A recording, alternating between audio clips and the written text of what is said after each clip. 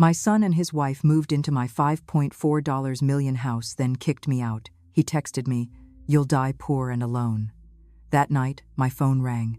A voice said, "This is the Pentagon. Your husband's classified mission has just been declassified.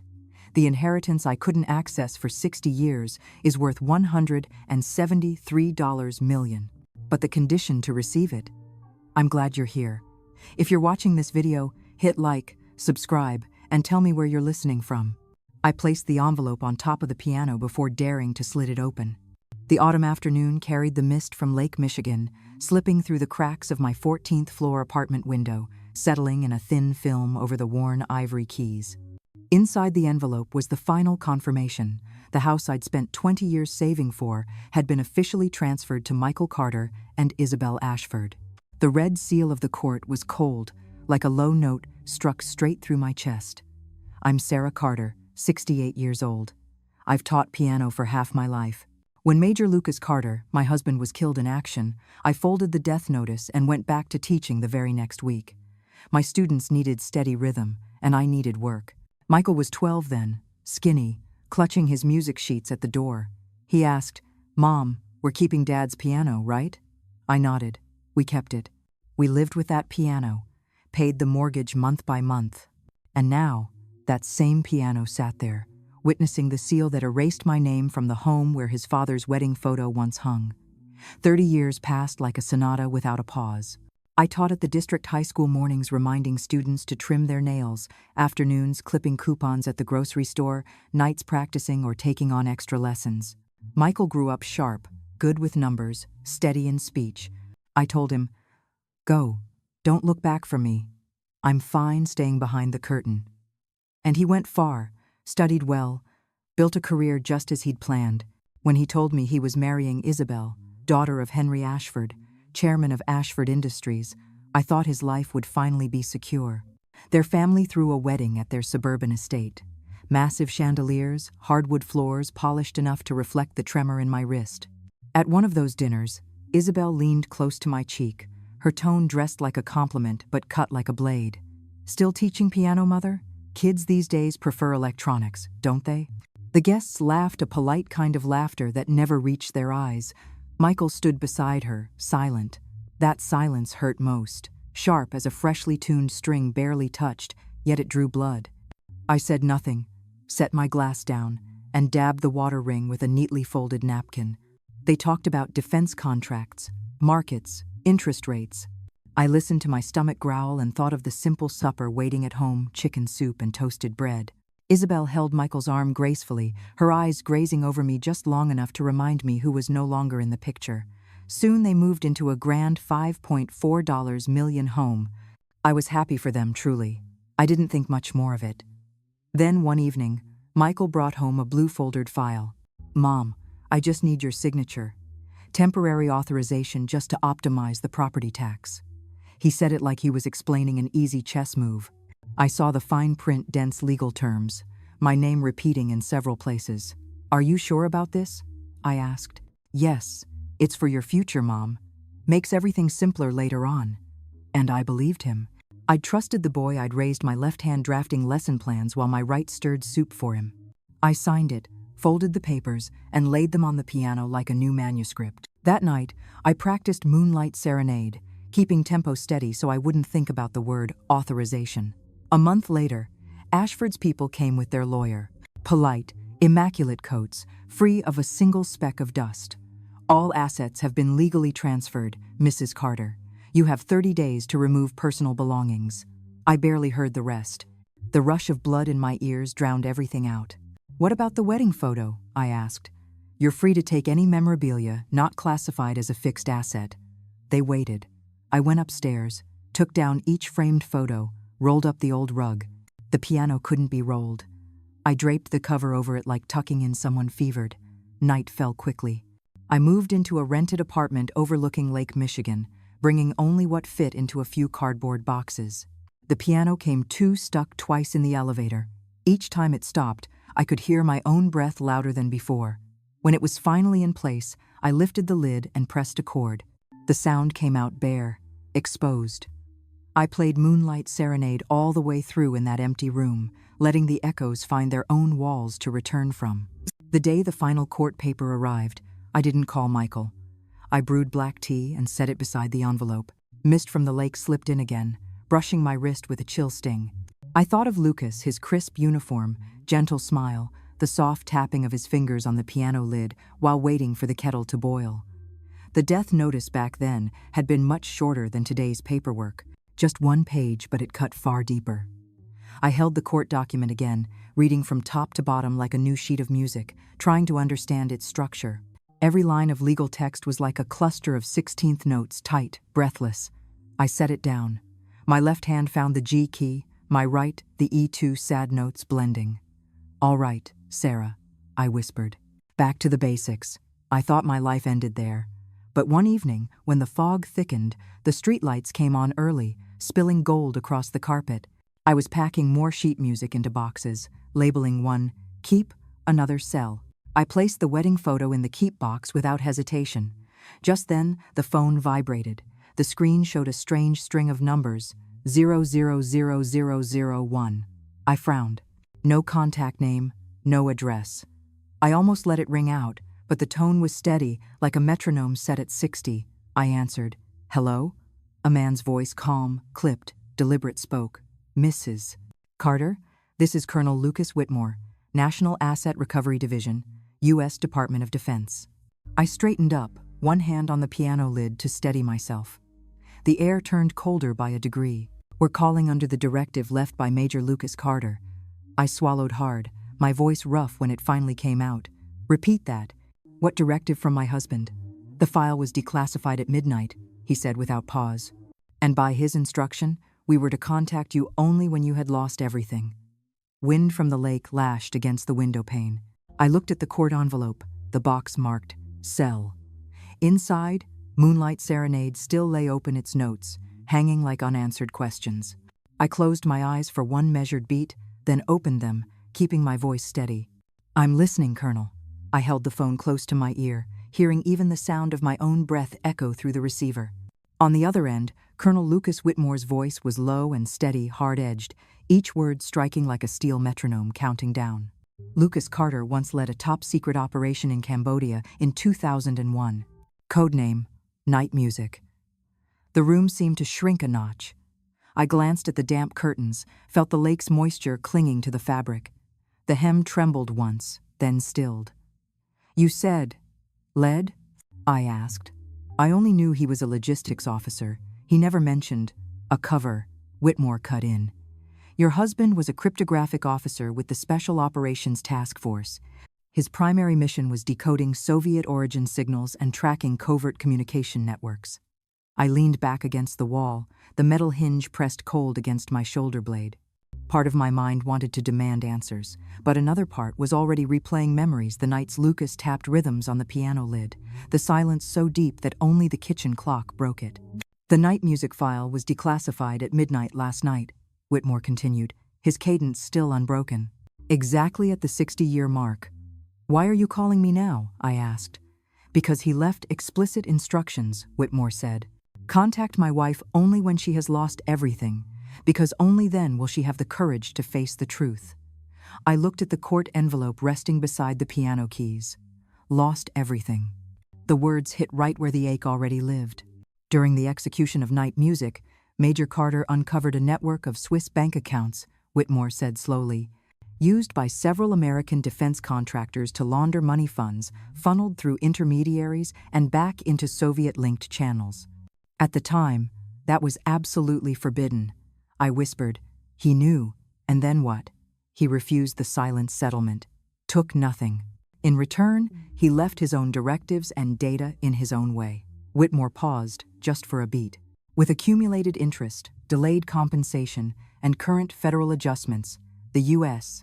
government now owes your family approximately $173 million. I gripped the phone so tightly my wrist burned. The number echoed through me, crashing into another wall, the years of mortgage payments, power bills, simple boxed lunches. I didn't know where to fit that number inside this cramped apartment. "He left behind a composition titled Moonlight Variations," Whitmore said, firmer now.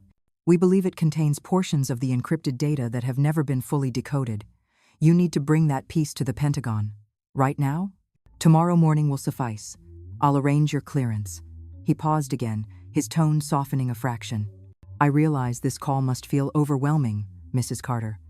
But this is the only way straight into the heart of the truth. I didn't promise right away. I listened to the wind scraping against the glass, the faint hum of the heater, the uneven rhythm of my own heartbeat. "All right," I said after a brief silence. "I'll come." When I set the suitcase upright by the door, a text from an unknown number appeared, probably Whitmore's assistant, listing the appointment time, the entry gate, a contact name, and concise security instructions. I replied, "Received." No emojis, no polite thank you. Everything needed to be as clear as a whole note at the start of a measure. I turned off most of the lights, leaving only the desk lamp shining on the piano lid. The room dimmed. The piano stood out like a black shape outlined in gold. I stayed still for a moment, half expecting someone to appear in the opposite chair. No one did. I laid a hand on the piano and whispered, "Tomorrow." Then I turned off the lamp. The room surrendered to darkness, leaving only the faint outline of the suitcase by the door. I leaned my forehead against the window pane, gazing out at Lake Michigan, a vast sheet of dull metal under the night sky. In my mind, Whitmore's words echoed, "Only when you've lost everything." I realized I'd already crossed that threshold, and the next one was just beginning to open. Fog as thick as milk covered the runway at O'Hare. I stood in the priority line, clutching a business-class ticket stamped paid by the Department of Defense.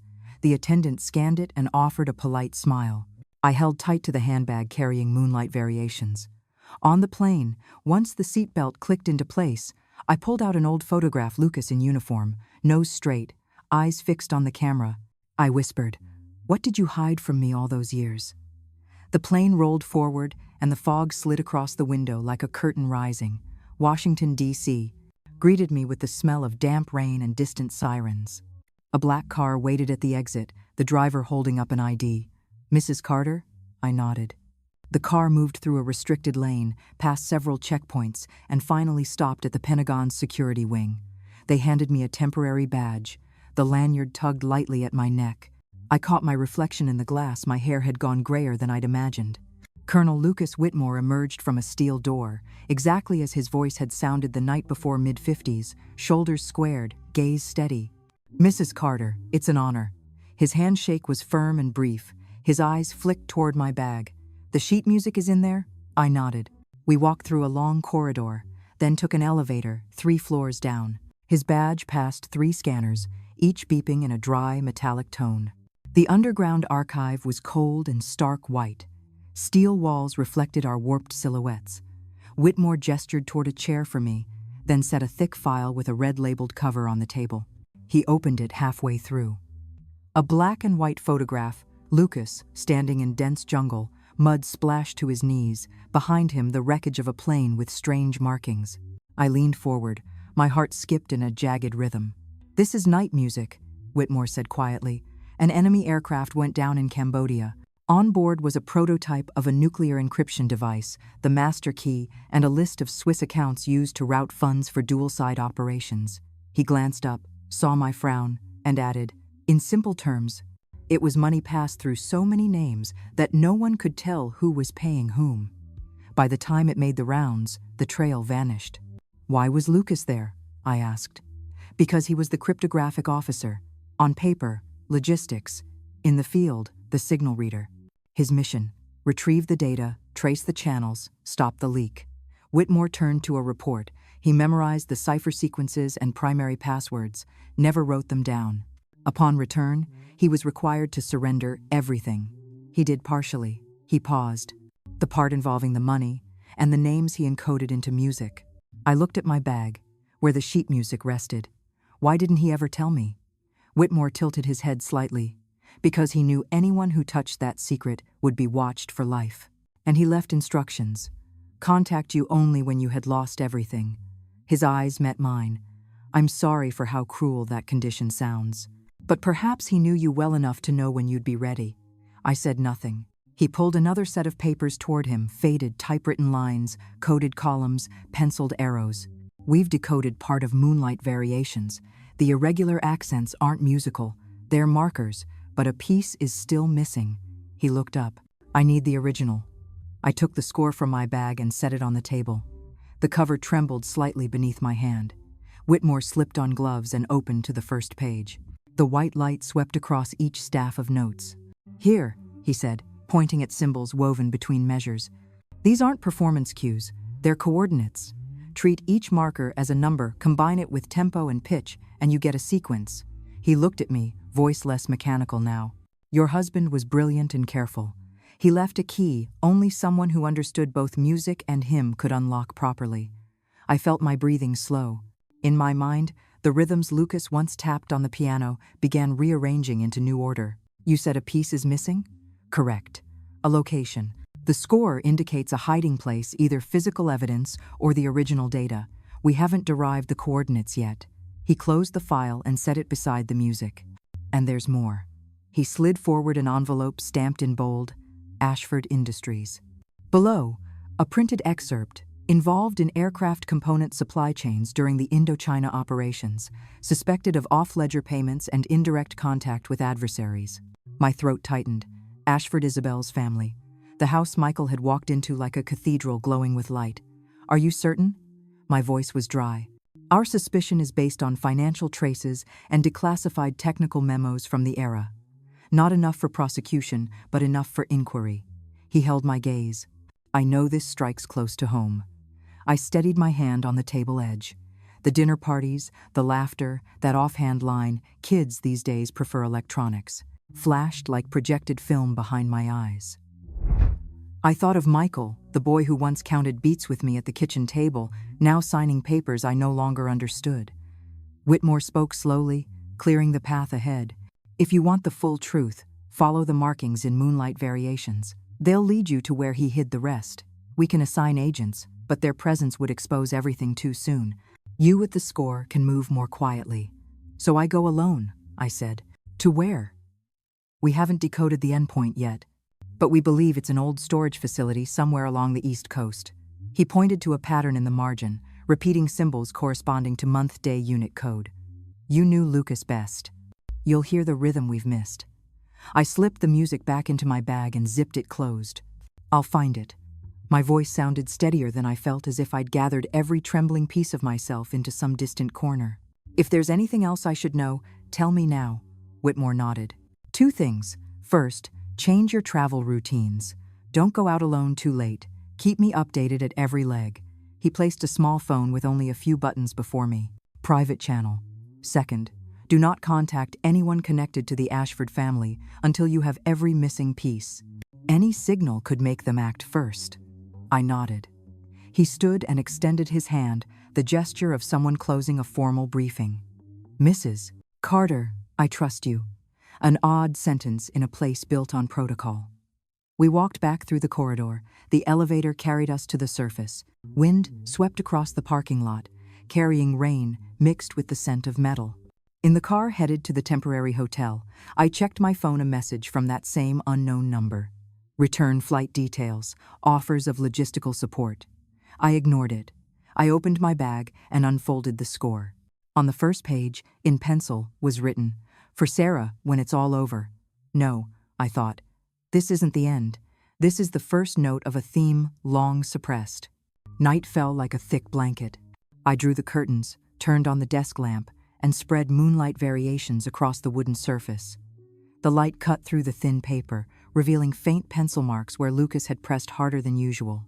I laid a ruler along the staff lines and dotted with a pen the stray accents that didn't belong. At first glance, they looked like expression marks.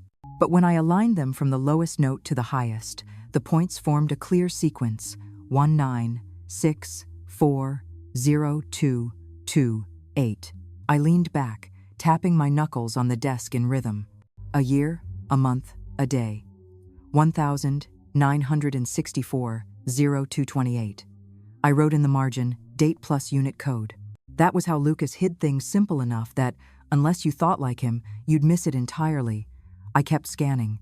Between variations were a few careless-looking symbols. A half moon, an unusually long slur, an extra rest. I tried reading them the way he used to code his private letters. Baltimore. The letters fell into place as if waiting for their cue. I smiled faintly, not with joy, but with the strange calm of a key sliding perfectly into its lock. I underlined it. Baltimore, Old Storage Depot. I closed the score, tucked it into a cloth bag, and zipped it shut. Outside the short-term rental, the damp Washington air slapped against my face. The rideshare app showed a sedan waiting at the entrance. The driver asked for the destination. I read it out piece by piece, steady as counting measures. The Beltway, the federal turnoff toward Maryland, direction Baltimore. The highway was slick with rain. Neon signs from billboards and gas stations streaked across the windshield in long smears. The drizzle came and went like a drummer testing rhythm. The driver turned on a news station. The announcer's voice droned about the market and an ongoing investigation. I switched it off quietly. We drove in silence. On both sides, bare black trees stood against sparse clusters of industrial buildings. I thought of Lucas, how he used to mark pages with paper clips sticking out like antennas, odd habits that somehow fit him perfectly. The gate to the old military archive appeared after a curved dark red brick walls, a rust-brown iron gate, a faded nameplate. To the side was a smaller service door with a single keypad glowing under a tin awning. I pulled my coat tight and stepped forward. The keypad lit pale green, its old plastic keys clicking softly. I entered 196402228. A pause, then the green light flashed, and the bolt released with a deep, safe-sounding thunk. The door opened just enough for me to slip through. The smell of old paper and damp metal rushed out to meet me. Inside was a short hallway, ending in a small room half the size of a classroom, with a low ceiling and fluorescent light casting a blue-white glare. To the right stood an olive filing cabinet against the wall. In front of it, a dark wooden chessboard, the pieces worn down, paint chipped at the edges. The game was mid-play. A black pawn had advanced early. A white knight stretched across. I froze, then whispered aloud, "Budapest Gambit." Lucas had once drilled that opening into me, sacrificing a small piece for long-term control. He'd say, "Lose a piece, win the board." I pulled out a chair and sat, staring at the board as if it were a family photo, remembering the sure weight of his hand when he moved a piece. I opened the cabinet. The top drawer was heavy. Inside were old banking records, yellowed typewritten pages tied with cloth string. I flipped through a stack. Rows of Swiss account numbers, Shell, company names that sounded harmless, Glenmore Holdings, Seabridge consult dates blurred by time. The figures in the right column ran long, like a musical phrase without a final bar. I held my breath a few seconds, then set the papers down gently, afraid they might tear. The second drawer held a reel of tape, its handwritten label faded. Clave Confession. The black ink was dull, the K trailing as though the writer had hesitated before finishing. I rolled the tape between my palms, the plastic edges scraped softly. There was no player here. I placed it on the edge of the desk, precisely 1 finger's width from the border, a pianist's habit of measuring space. The bottom drawer contained a thick file folder stamped in bright red. Ashford Industries, Project Bladewing. My heart pounded so fast it hurt to breathe. I pulled the chair closer and opened to the first page. A photograph of a crashed helicopter body shattered, blades torn off, the ground sunken into a spiral crater. Next came the technical report. Diagrams of the rotor assembly, notes on excessive shaft vibration, fatigue fractures after limited use. The annotations were dense, but the conclusion was clear. Components supplied by Ashford Industries failed to meet standards, blade failure risk due to material fatigue. In the margin, in a different hand, neat, slanted, I recognized Lucas's writing, "Change serials, conceal supplier." I set the folder down. My hands had gone cold without my noticing, fingertips numb. I looked back at the chessboard. The white bishop stood between 2 lines, as if asking, "Your move?" I knew I had to call Whitmore. I pulled my phone from my coat pocket. My thumb had barely touched the screen when it began to vibrate first. On the display, a name I had saved years ago, deleted and saved again hesitantly. Michael Carter. The phone buzzed just enough to make the papers on the desk whisper against each other. I stood still, listening to the rain tap unevenly on the thin metal roof above the side entrance. Overhead, the fluorescent light gave a soft click like a cough. I swallowed hard, eyes fixed on the blinking name. I didn't press decline. I let it ring for exactly 3 beats, counting them silently, then swiped to answer. Mom. His voice was hoarse, opening with a long breath. Where are you, Mom? Michael's voice came through tight, like someone still catching their breath after a run. I looked at the folder marked Project Bladewing and said slowly, clearly, at the place you were afraid I'd ever set foot. He exhaled sharply through his nose. Mom, Isabel said you've been digging into old military files. You don't understand, this could destroy everything. Everything. I rested my hand on the edge of the chessboard. Business cards? Board seats? Or those walls covered in plaques with the Ashford name on them? Don't talk like that. Michael's tone dropped, then rushed again. This is bigger than you think. I can't control it. Just stop, please. I stared at the black pawn pushed too far across the board. Your father stayed silent for 60 years. How long will you stay quiet? And for whose blood-stained money? The line went dead still, as if unplugged. I heard him swallow faintly. I have a meeting, he stammered, then hung up. I set the phone down. My palm was cold. My shadow split the words Ashford Industries in 2. Not 5 minutes later, the phone vibrated again. The name glowed. Isabel Ashford. I switched to speaker.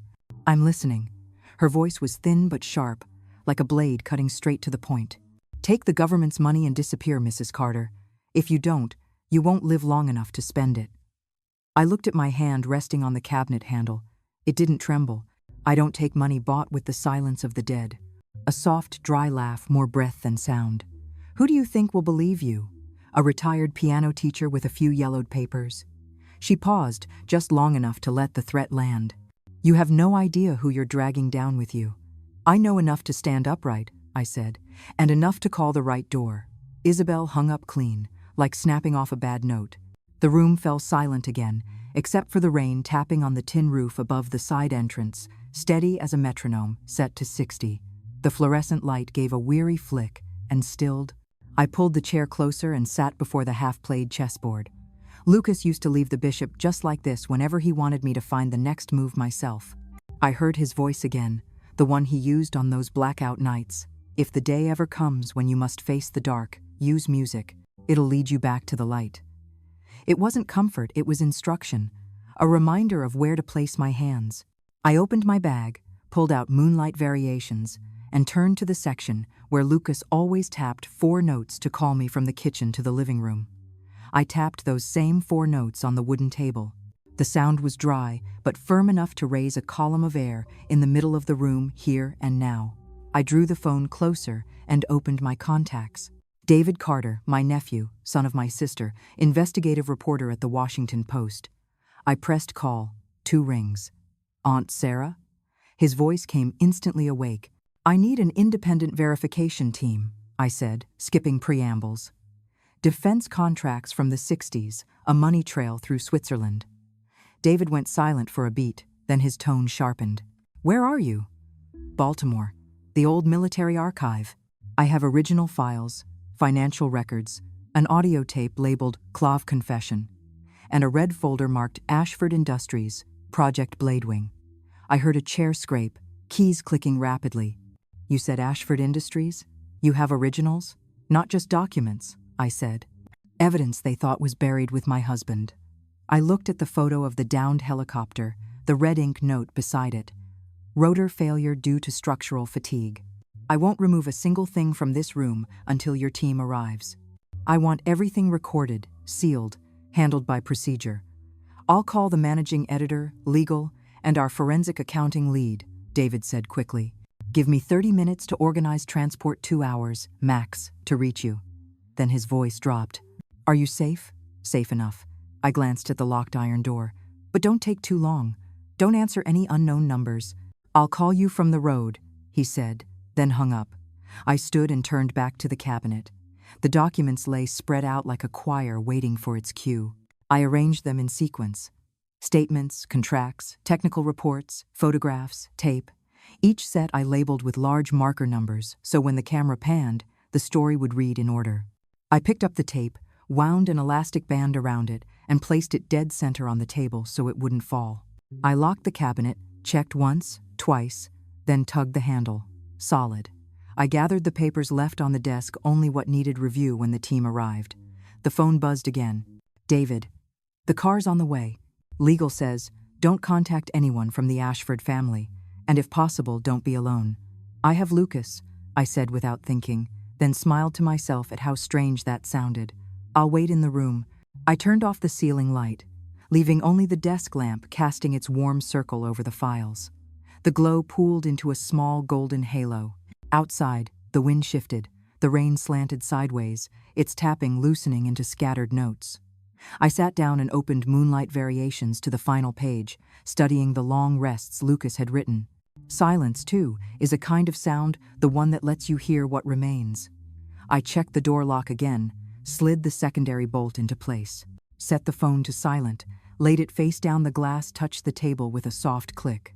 I pressed my palm against the cabinet's cool metal and felt my heartbeat steady. I wasn't young, but I still knew tempo. I wasn't so old that I'd forgotten how to count. From the edge of the window, streetlight fell across the damp cement floor, reflecting the distant water like a row of dark piano keys waiting for a hand to play. I closed my eyes for one short beat, then opened them. All right, I whispered to the room. Let's begin. Night poured over the newsroom's glass roof like a wash of thin ink. David met me at the side entrance, swiping his badge twice, leading me down an empty corridor. This way's safer, he murmured. The small conference room at the end of the hall glowed with soft yellow light. A recorder sat in the center of the table. Against the wall stood a safe inside it, the files from Baltimore, freshly sealed. This is the core team, David said, skipping introductions longer than necessary. The senior investigative editor, his hair dusted with gray, a forensic finance specialist with thin wireframe glasses, and the paper's in-house attorney, arms folded across his chest. Each signed a confidentiality agreement, pens sliding fast across the pages. The editor looked at me and said simply, "Thank you for trusting us." We opened the safe. I laid out the folders myself, in the numbered order I'd arranged them. No one touched anything without permission. David switched on the recorder, read the time, location, and list of attendees. The machine gave a short beep. The cross-checking began. Bank statements from the 1,960 seconds. Account numbers, date columns, long streams of figures like an unfinished score. Shell company names appeared one by one. Glenmore Holdings, Seabridge Consult, Norfield Partners, clean on paper.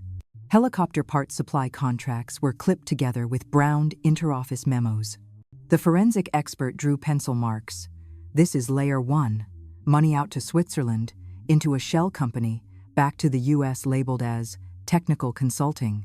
The editor looked up. So, they bought Ashford Industries stock with freshly laundered cash. I could see the loop clearly on the page, the kind of loop people take when they're trying to walk around the truth. David lifted the tape reel. Clove confession. Should we play it? The attorney nodded but warned. Record the handling procedure. Avoid disputes later. The audio specialist rolled in an old player, cords tangled like roots.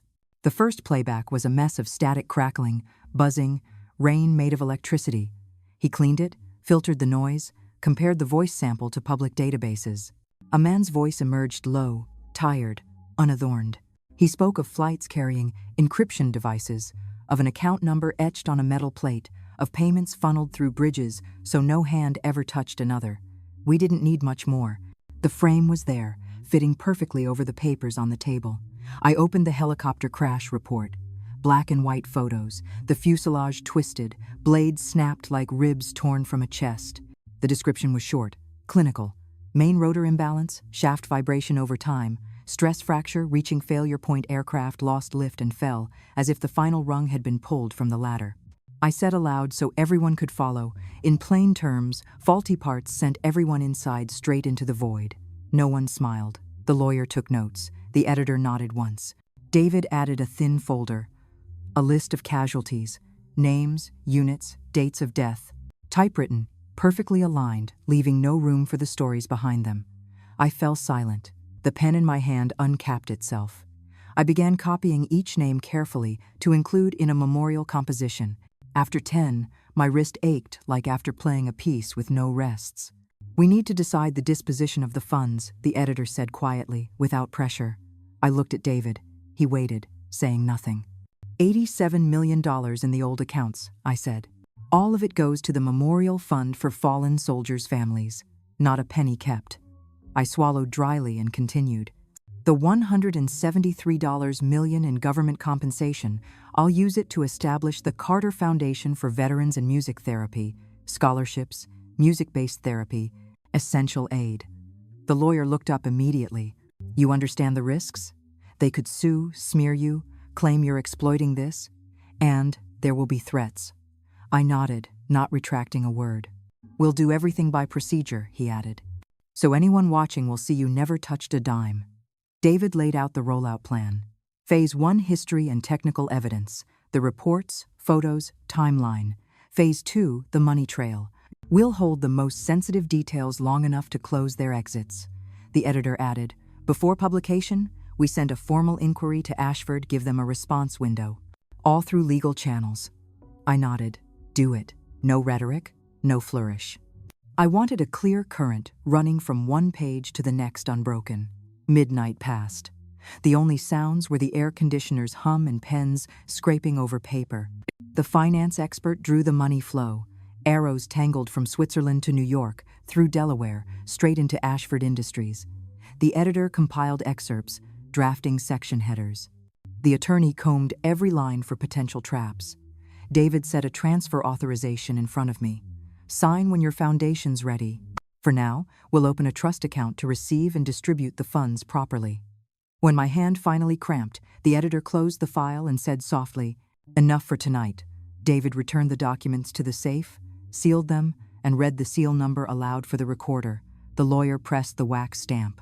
The final click echoed like the end of a composition. We left through the back exit. The air outside was damp and cold, the drizzle fine as fabric dust. David held the door for me. You're coming with me, he said. I shook my head. I'll take a cab. Keep your distance. He started to object, then stopped. At least text me when you're home. I nodded, pulling my collar high. Somewhere far off, I thought I heard Lucas tap those same 4 notes, reminding me to keep tempo. I kept tempo, and I walked. Morning in Washington, D.C. was gray as steel. I arrived early at the editorial room, standing by the fogged glass window. On the long table lay the final draft, photographs of the crashed helicopter, excerpts from procurement contracts, and red pencil annotations from the editor. David bent over the pages again, tapping his fingers against the table's edge like he was counting beats. The investigative editor flipped through each sheet, marking in pencil any line that could expose a source. The paper's attorney stood behind, scanning sentences like diffusing mines. Cut this phrase, keep the fact, drop the speculation. No one spoke loudly. Every sound landed softly on the carpet, like falling into snow. Then it was time to publish. The editor glanced at David. He clicked the mouse. The Washington Post homepage refreshed, with a new headline focused on historical accountability and the soldiers' loss. No flourish, no grandstanding. The photo on top showed the twisted fuselage. Beneath it, a plain lead paragraph. Dates, contract chain, the technical report on the rotor failure caused by substandard parts. In less than 10 minutes, the comments section flooded. Families of the fallen left their names, units, years of loss. A woman wrote she'd waited 35 years for an explanation. Veterans confirmed they'd once heard whispers about bad parts, but no one ever had proof. The rumors had stayed in the barracks and died with those who kept silent.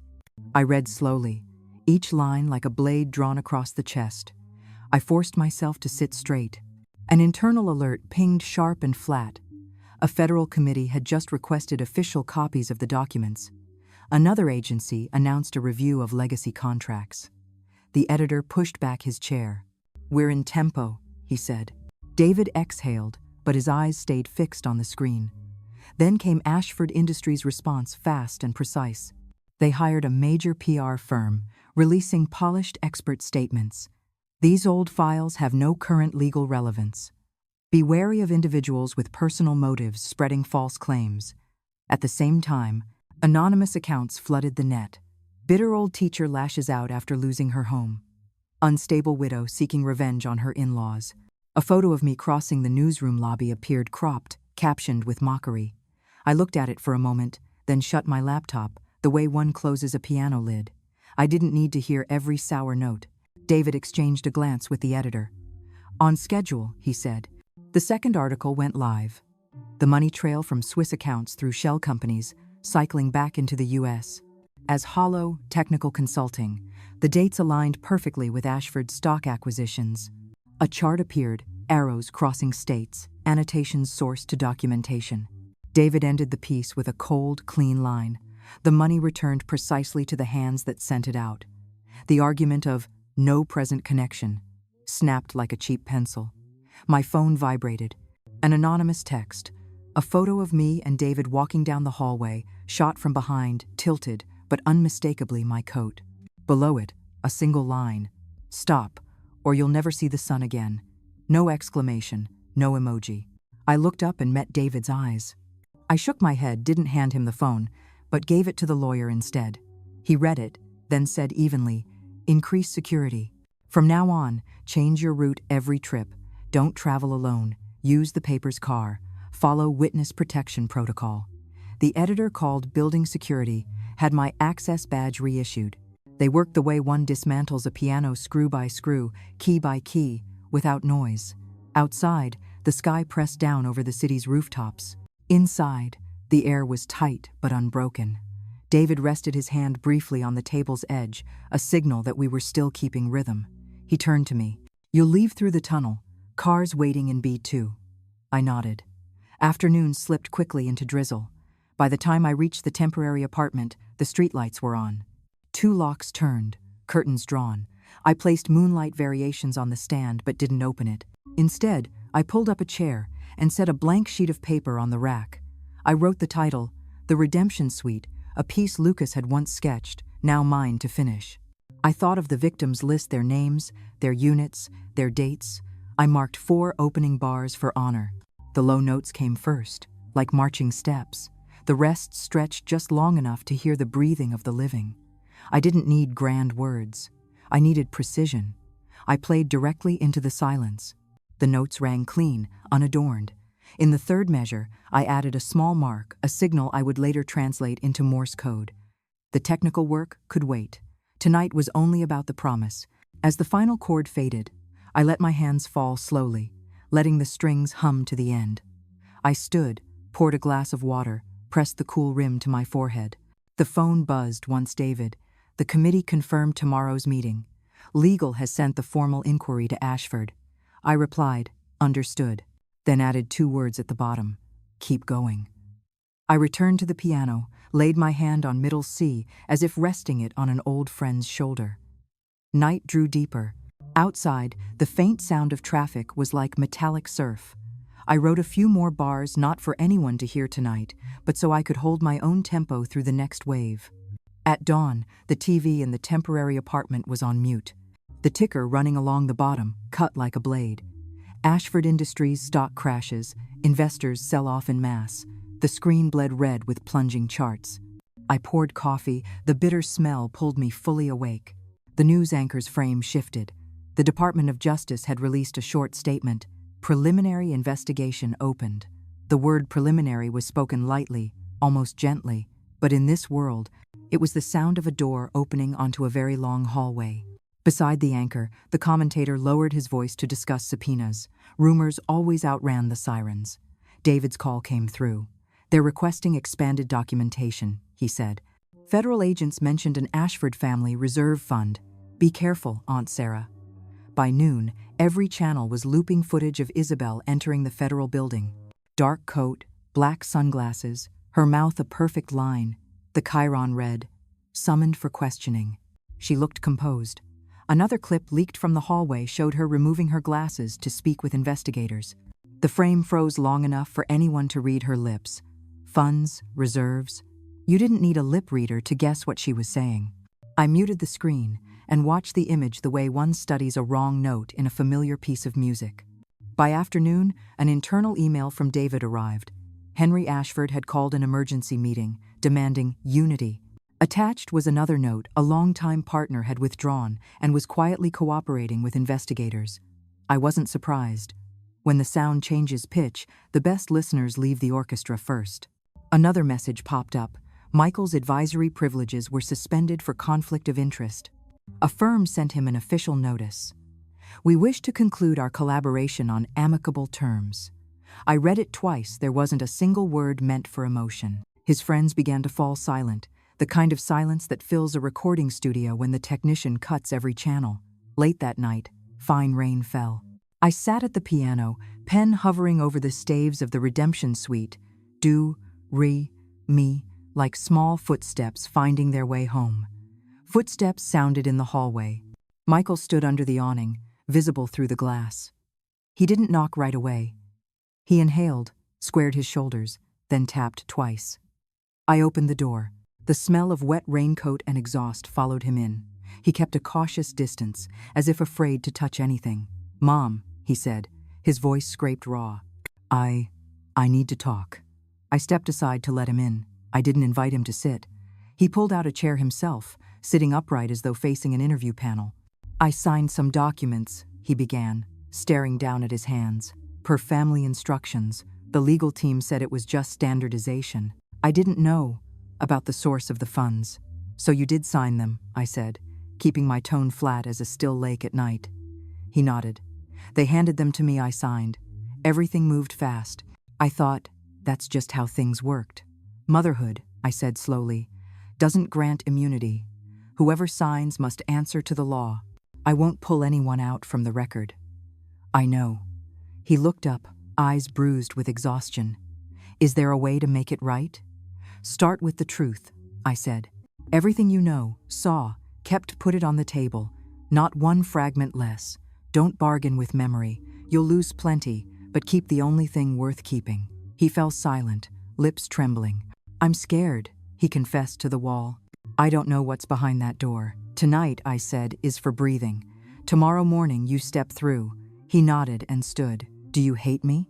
That question belonged to no procedure. I looked at the piano.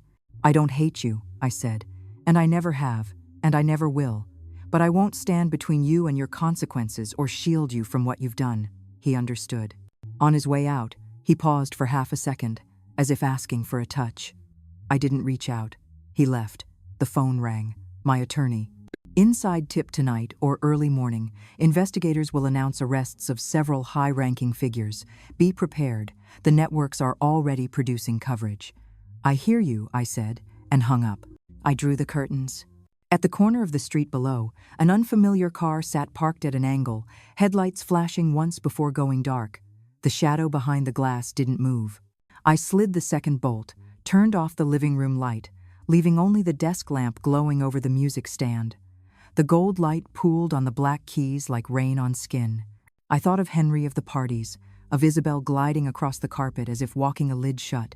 I thought of the names on the casualty list. I set my hand on middle C, listening to the faint vibration, a sign that I could still count my own rhythm. Near midnight, the TV murmured low. Breaking news flashed. The camera shook as reporters ran. Federal agents raided the Ashford estate at dawn. The iron gates swung open. A line of uniforms poured in. Isabel walked between two investigators, her face cold, eyes fixed ahead. Flashbulbs burst, turning her into a stuttering sequence of frozen frames. The lens panned across Henry, his eyes motionless, like a statue caught in the wrong light. I muted the TV. Only the flicker of light danced across the wall. Outside, rain softened into mist. I placed my pen on a new measure and wrote a single rest, exactly 1 beat long. The night gave the rest to silence. Tomorrow, we begin the next movement. 6 months passed like a key change. Chicago lay under a first dusting of snow so thin that a breath of wind shattered it. In front of Symphony Hall, a poster hung high on the glass. Sarah Carter, The Redemption Suite. I stood facing my name for a long moment before walking in through the artist's entrance. The doorman wished me a good evening. I smiled, nodded, and kept a tight hold on the bag with the list of the soldiers' names. Backstage was bright white. A technician wiped the hammers, tuned each string, and bent close to listen through a rubber tube. My old piano, cared for all week, lay quiet like a gentle animal that knows its owner's scent. I laid the list of the fallen on the lid and ran my fingertip over each name, murmuring them like prayer. Every name would be a measure I held a little longer. I changed clothes and pinned up my hair.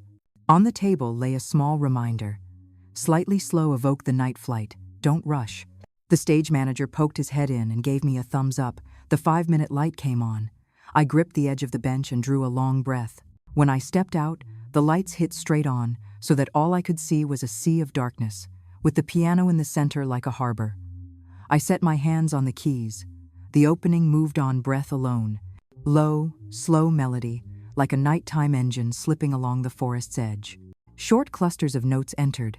Sparse but distinct. I had turned Morse code into audible dots and dashes, slipping them into the left-hand accompaniment so they wouldn't startle the listeners. Anyone who ever waited for mail in a barracks would recognize that dry heartbeat. When my right hand crossed over, the middle section accelerated. The pulse pressed forward like a fuselage buffeted by wind, like metal skin vibrating at a bad frequency. I didn't depict the crash. I let the tremor stretch a beat longer, then cut, pouring a stillness over the hall. I held that space for exactly 2.5 beats, long enough to hear a chair shift, long enough for someone to swallow. That was the measure reserved for remembrance. I went on. The ending didn't close a door. I opened the harmony wide and let the resonance go where it wanted, refusing to call it back to my hands. If justice is a promise, it isn't a period. It's the string that keeps ringing after the player lifts their fingers. The final chord touched the dome and dissolved, one heartbeat of silence. Then the rows of veterans rose together, hands lifted to their brows. I bowed. The lights traced a pale stripe across their epaulets. After the curtain, an elderly soldier was led backstage. He walked slowly, his eyes a little clouded but clear enough.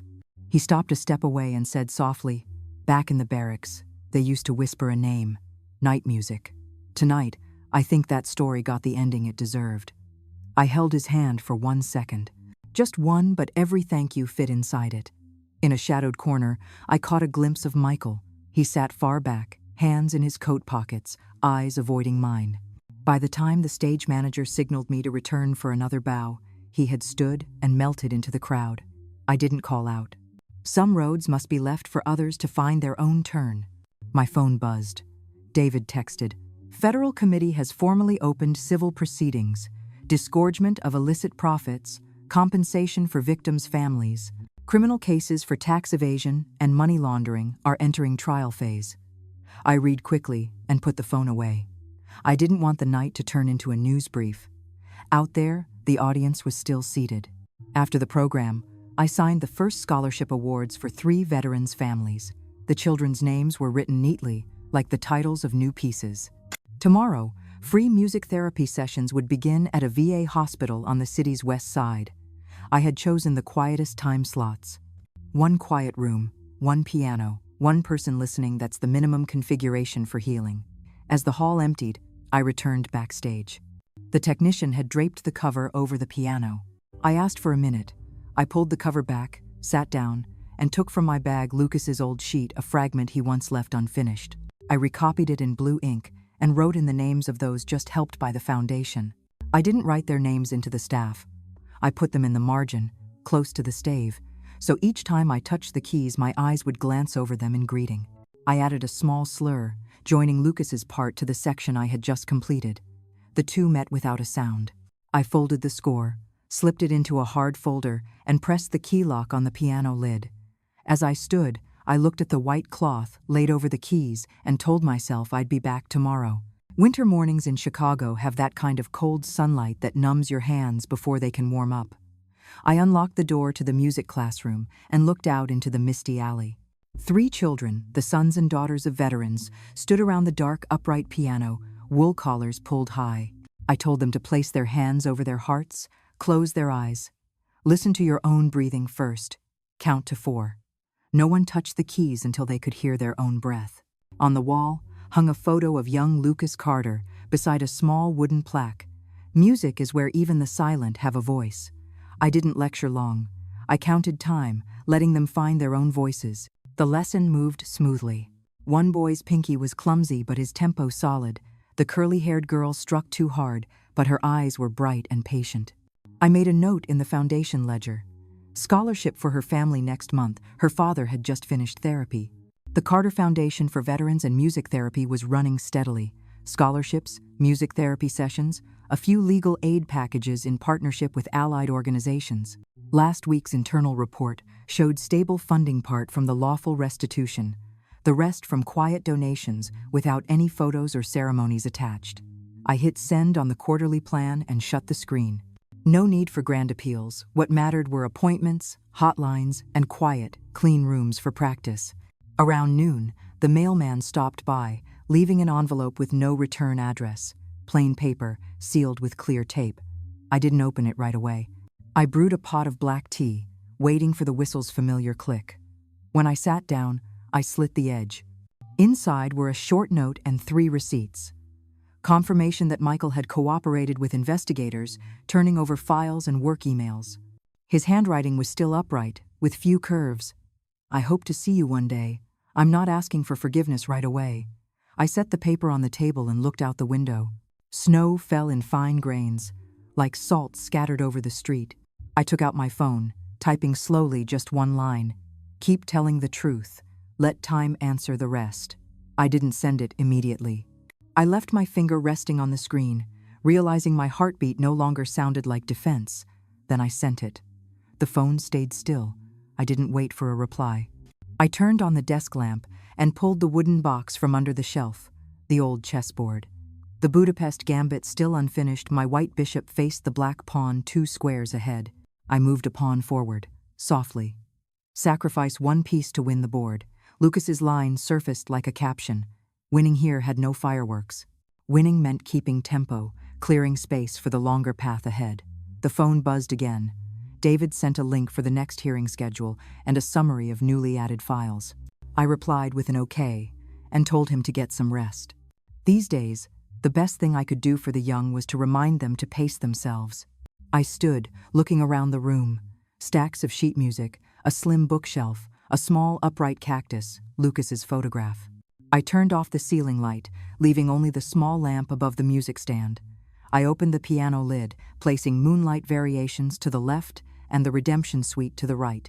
Everything had come full circle back to where it began. 1 woman, 1 piano, and 1 list of names. I set my hand on the keys, not playing yet. I thought about legacy. Legacy isn't a number in a bank account. It's the courage to choose truth when the price is everything. Lucas chose that. I chose that. Michael is learning to. I struck an open chord, letting the strings vibrate freely, hearing the sound touch the walls and return. I knew night music had been played in full, but it wasn't over. It would continue in the free Saturday morning lessons, in the Tuesday VA therapy sessions, in the families receiving overdue apologies through scholarships, through a new piano, through a phone call that wasn't scripted. I closed the lid and latched it. The room shrank to a warm circle of light around the music stand. I drew the curtain slightly open. The snow had stopped. The air was so clear I could hear the elevator at the end of the hall hum softly, like breathing. I turned back, slid the chessboard into its box, pushed it under the shelf. Before switching off the lamp, I wrote 1 line in the day's log. Keep tempo. Don't let anyone count it for you. I touched Lucas's photo gently, then flipped the switch. The room sank into darkness, leaving only a small glow over the music stand. I paused a beat, letting my eyes adjust, listening to the city lower its voice, then walked to the door. Outside, the winter air was so crisp my own footsteps sounded clear. I knew justice doesn't move fast. It comes slowly, sometimes very slowly. But when it does, it carries the tone of faith deep, steady, and impossible to silence.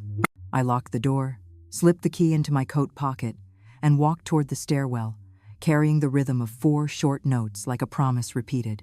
The story you've just heard is a work of fiction, but every note, every pause, every keystroke carries the echo of truth, of people who lost everything, only to keep one thing: dignity.